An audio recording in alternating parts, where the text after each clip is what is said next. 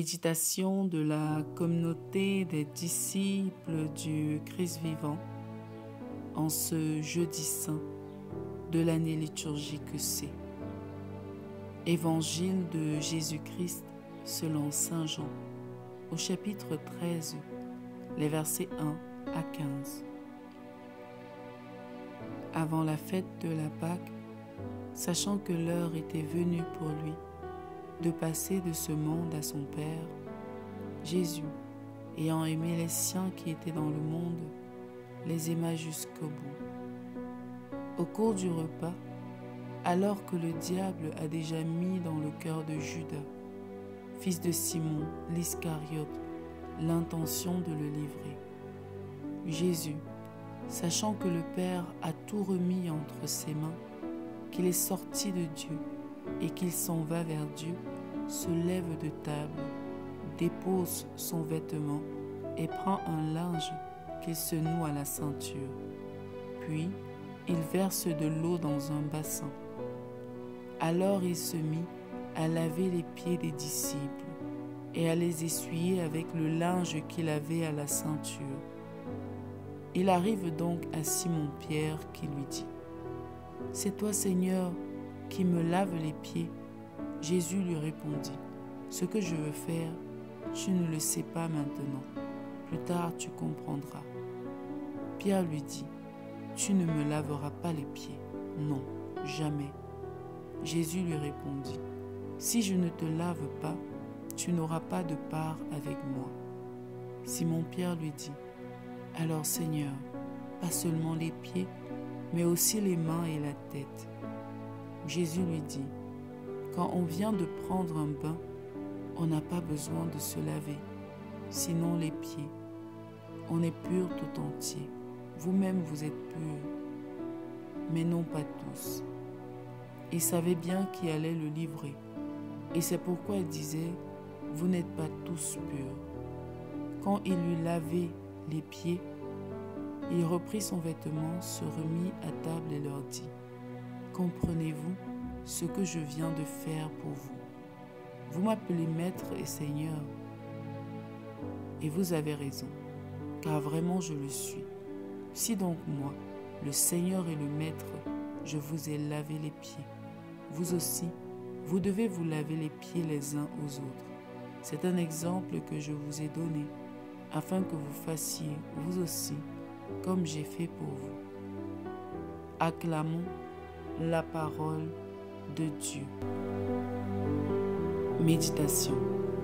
Le Christ nous donne le mystère de l'Eucharistie que nous devons célébrer en mémoire de lui d'âge en âge. Il nous montre surtout la double dimension inséparable de ce mystère. La célébration rituelle, symbolisée par la fraction du pain, et la pratique de la charité, symbolisée par le lavement des pieds. Le Christ lui-même nous a donné l'exemple. Il nous faut non seulement le célébrer avec ferveur, mais nous pencher aussi humblement vers les plus pauvres pour leur laver les pieds. En effet, ce que le Christ nous demande de faire en mémoire de lui, c'est la célébration rituelle de l'Eucharistie et le lavement des pieds. C'est de cette manière que les chrétiens honorent Dieu en vérité.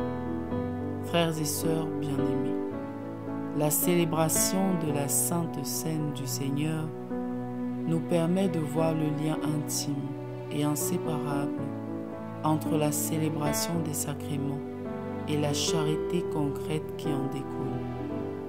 Une vie chrétienne attachée uniquement à la prière rituelle est inauthentique.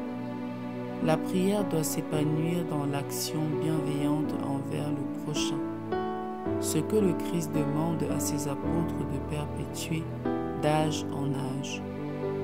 C'est l'Eucharistie et le lavement des pieds, c'est-à-dire la célébration rituelle et la célébration existentielle en acte concret du mystère du Seigneur. La proclamation de la foi et les œuvres de charité sont les deux aspects qui montrent notre attachement au Seigneur. La foi sans les œuvres manque d'enracinement tandis que les œuvres sans la foi manquent de fondement. En célébrant la Sainte Seine du Seigneur, nous célébrons l'unité indissoluble de la foi et de la charité. L'espérance chrétienne suppose et implique ces deux vertus.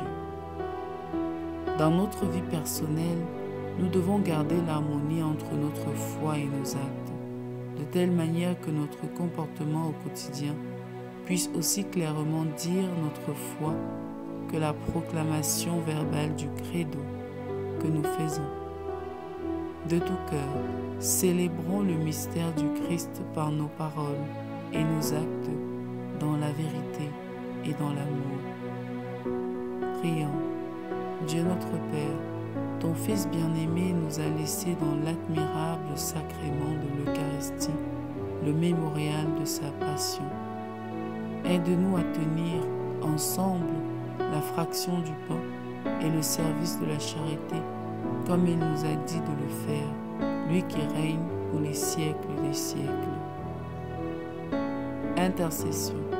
Seigneur, nous te prions pour les hommes qui se ferment à l'Évangile et ne respectent pas le mystère de l'Eucharistie.